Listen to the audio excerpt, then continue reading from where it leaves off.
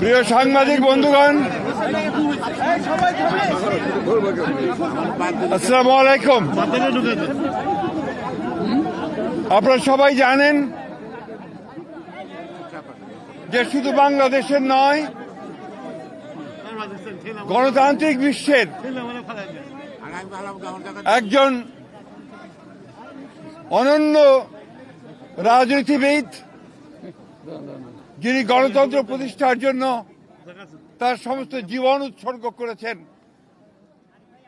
সেই মহান নেত্রী, বাংলাদেশের গণতন্ত্রের জন্য সংগ্রাম করা আপসীর নেত্রী, অনন্য সাধারণ ব্যক্তিত্ব সম্পন্ন মহিলা, দূরদৃষ্টি সম্পন্ন, প্রজ্ঞা সম্পন্ন একজন নেত্রী, যিনি বারবার বাংলাদেশের গণতন্ত্রকে উদ্ধার করবার জন্য সংগ্রাম করেছেন, কারাবরণ করেছেন এবং নির্যাতিত হয়েছেন, সেই অসাধারণ নেত্রী দেশনেত্রী বেগম খালেদা জিয়া আর আমাদের মাঝে নেই। আপনারা সবাই জানেন যে এই নেত্রী দীর্ঘদিন তার রাজনৈতিক জীবনের প্রায় সমস্ত অংশটাই তিনি গণতন্ত্রের জন্য সংগ্রাম করেছেন এবং গণতন্ত্রের মূল্যবোধগুলোকে প্রতিষ্ঠা করবার জন্য তিনি আজীবন কাজ করে গেছেন। 3 বার প্রধানমন্ত্রী হয়েছেন। যখন প্রধানমন্ত্রী হয়েছেন তখন গণতন্ত্রকে প্রাতিষ্ঠানিক রূপ দেওয়ার জন্য তিনি কাজ করেছেন, জনগণের উন্নয়নের জন্য কাজ করেছেন। আর যখন বিরোধী দল ছিলেন তখন তিনি একইভাবে সেই গণতন্ত্রকেই প্রাতিষ্ঠানিক রূপ দেওয়ার চেষ্টা করেছেন। প্রিয় সাংবাদিক বন্ধুগণ, আজকে সেই নেত্রীর ইন্তেকালে বাংলাদেশের রাজনৈতিক ইতিহাসে এক অপূরণীয় ক্ষতি সাধিত হল এবং এই ক্ষতির পূরণ সহজে সম্ভব নয়।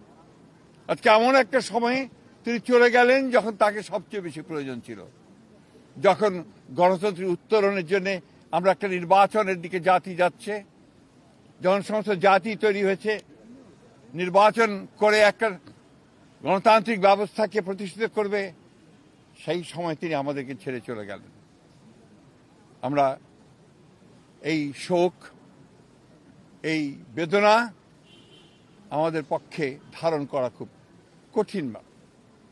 তারপরেও আমরা এই শোককে শক্তিতে রূপান্তরিত করতে চাই।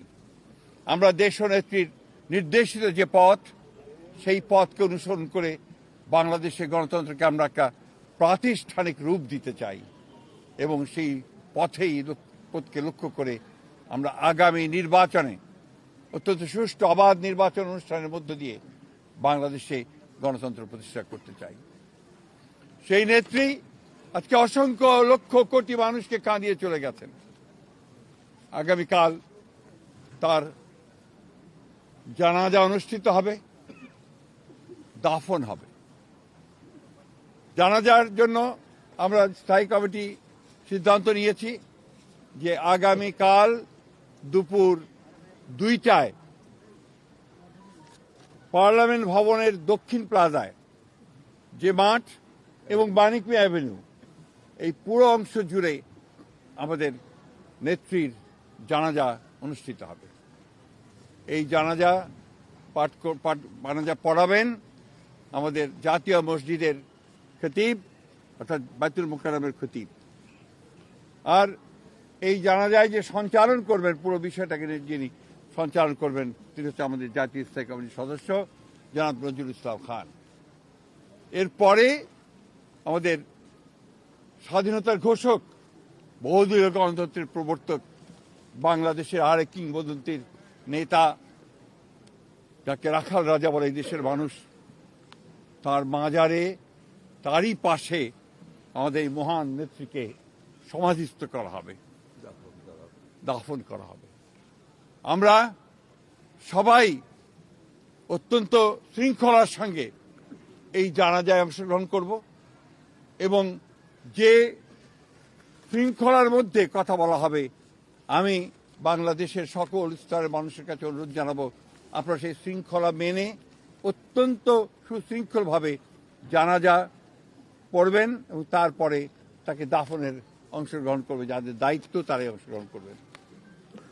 অনুরোধ থাকবে আপনাদের কাছে যে আপনারা কেউ এই নিয়ম ভঙ্গ করে শুধুমাত্র ছবি তোলার জন্য সামনের দিকে এগিয়ে যাবেন না এবং ব্যাহত করবেন না এই পুরো কর্মসূচিকে। আপনাদের আমরা বিশ্বাস করি দেশনেত্রীর প্রতি আপনাদের যে সম্মান, যে শ্রদ্ধা, সেটাকে অটুট রাখার জন্য আপনারা সেই শৃঙ্খলা রক্ষা করবেন এবং সর্বাত্মকভাবে সহযোগিতা করবেন এই জানাজা এবং দাফন কার্য সুচারুরূপে সমাধা করতে। সব শেষে আবারও পরম করুণাময় আল্লাহ তাআলার কাছে এই দোয়া চাই যে আল্লাহ তাআলা তাকে যেন বেহেশত নসিব করেন।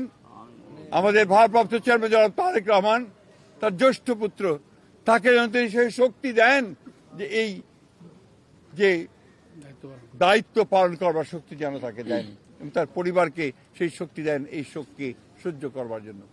আসুন আমরা আজকে সবাই এই শোককে শক্তিতে রূপান্তরিত করে বাংলাদেশ জাতীয়তাবাদী দলকে একটা অপ্রতিরোধ দল হিসেবে গড়ে তুলি।